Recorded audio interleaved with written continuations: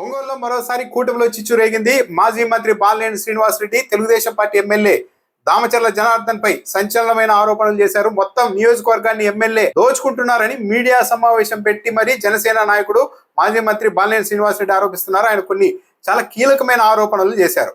సగం మద్యం షాపులన్నీ ఎమ్మెల్యేకి చెందినవే, ఎక్కడైనా ఒకరిద్దరు ఏరే వాళ్ళు వేస్తే వాళ్ళని బెదిరిస్తున్నారు, కేసులు పెడుతున్నారని కూడా ఆరోపించారు. మొత్తం మద్యం షాపులు సగానికి పైగా డైరెక్ట్ గా ఎమ్మెల్యే చేతిలోనే ఉన్నాయి.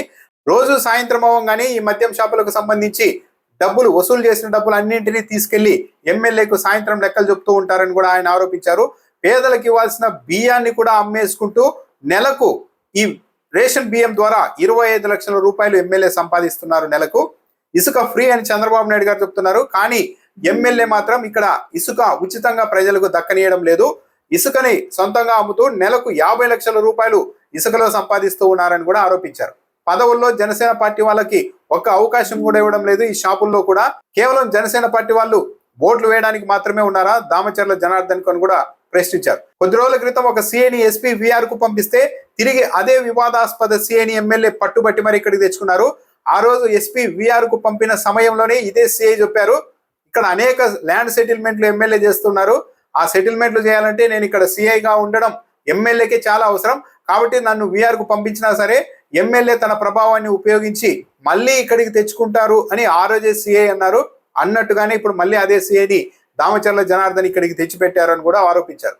పోలీస్ స్టేషన్లలో పంచాయతీలు చేస్తూ ఉన్నారు, బెదిరించి మరి భూ వివాదాల్లో సంతకాలు పెట్టించుకుంటున్నారు అని కూడా బాలినేని శ్రీనివాసరెడ్డి ఆరోపించారు. చాలా తీవ్రమైన ఆరోపణలు. భూ వివాదాలకు సంబంధించి బాలినేని శ్రీనివాసరెడ్డి చాలా ఆరోపణలు చేస్తున్నారు. ఎమ్మెల్యే భూ కబ్జాలకు పాల్పడుతున్నారని కూడా ఆరోపించారు. నేనే రాజు నేనే మంత్రి అన్నట్టుగా ఎమ్మెల్యే తీరు ఉంది, మొత్తం నేనే సంపాదించుకోవాలి అన్నట్టుగా ఆయన ఇసుక, వైన్, మట్టి, రేషన్ బియ్యం అన్నింటిలో కూడా డబ్బులు సంపాదిస్తున్నారని కూడా ఆరోపించారు. తన అనుచరుల మీద జనసేన పార్టీ వాళ్ళ మీద ఎమ్మెల్యే కేసులు పెట్టిస్తున్నారు, ఇక పైన చూస్తూ ఊరుకునే ప్రసక్తే లేదని కూడా బాలినేని శ్రీనివాసరెడ్డి వార్నింగ్ ఇచ్చారు. రాజుపాలెంలో 100 ఎకరాల్ని ఎమ్మెల్యే దామచర్ల జనార్దన్ ఆక్రమించి రొయ్యల చెరువులు ఏర్పాటు చేశారని కూడా ఆరోపించారు. 100 ఎకరాలు ఎమ్మెల్యే కబ్జా చేశారని కూడా జనసేన పార్టీ నాయకుడే ఆరోపిస్తూ ఉన్నారు. దామచర్ల జనార్దన్ తో ప్రజలంతా ఇక్కడ విపరీతంగా ఇబ్బంది పడుతున్నారు. ఇకపైన ఏ వ్యక్తికైనా సరే ఎమ్మెల్యే దామచర్ల జనార్దన్ నుంచి ఇబ్బంది కలిగితే నా దగ్గరికి రండి, నేను న్యాయం చేస్తాను అని కూడా బహిరంగంగా బాలినేని శ్రీనివాసరెడ్డి ప్రజలకు ఆఫర్ ఇచ్చారు. దామచర్ల జనార్దన్ పైన ఆయన సతీమణి పైన గతంలో ఒక వ్యక్తి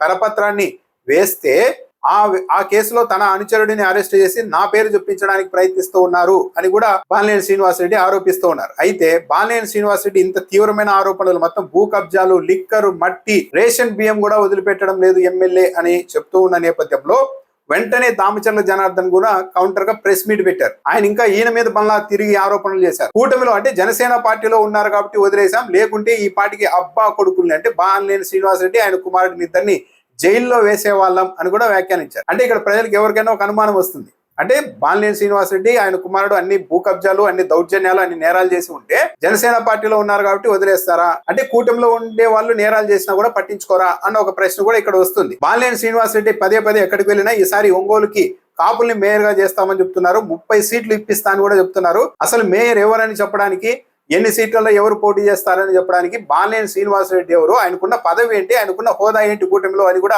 ఎమ్మెల్యే జనార్దన్ ప్రశ్నిస్తూ ఉన్నారు. 5 సార్లు గెలిచానంటాడు పదే పదే బాలినేని శ్రీనివాసరెడ్డి. అసలు ఇతనికి ఎలా ఓట్లేశారో ఎలా గెలిపించారో కూడా అర్థం కావడం లేదు.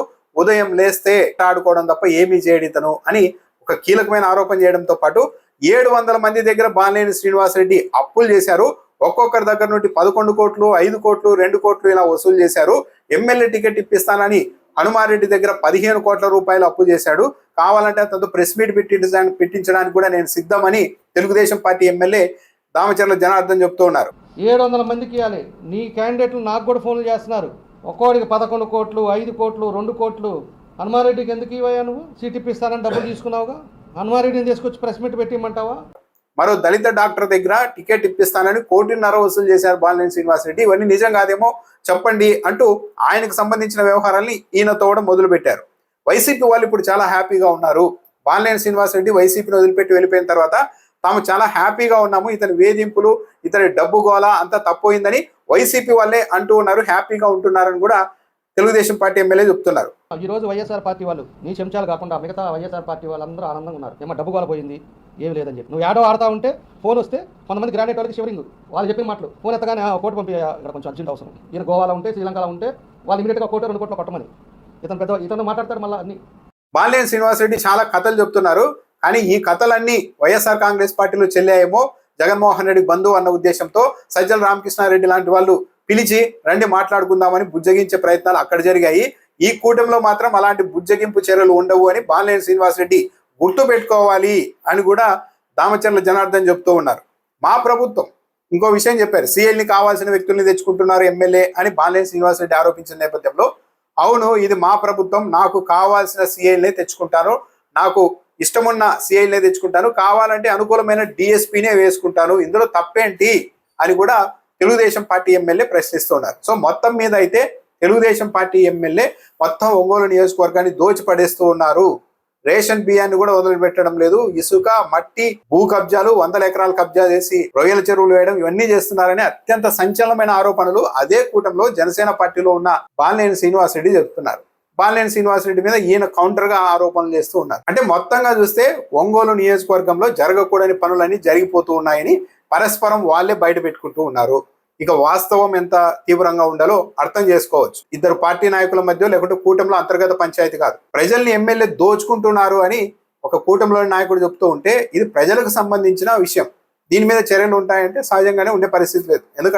ఎందుకంటే తెలుగుదేశం పార్టీలోనే ఎమ్మెల్యేగా ఉన్న కొలికపూడి శ్రీనివాస్ నా నియోజకవర్గంలో విజయవాడ ఎంపీ ఇక్కడ అన్ని దందాలు చేస్తూ ఉన్నారు, ఇసుక మాఫియాలు నడుపుతున్నారు, గంజాయి అమ్మిస్తూ ఉన్నారు భద్రాచలం నుంచి వ్యక్తుల్ని తెచ్చి అని చెప్పినప్పటికీ కూడా ఎక్కడ చర్యలు తీసుకోకపోగా అవన్నీ బయట పెడతారా అని కొలికపూడి శ్రీనివాస్ మీదే తెలుగుదేశం పార్టీ అధినాయకత్వం గుడ్లూరుమిన పరిస్థితి.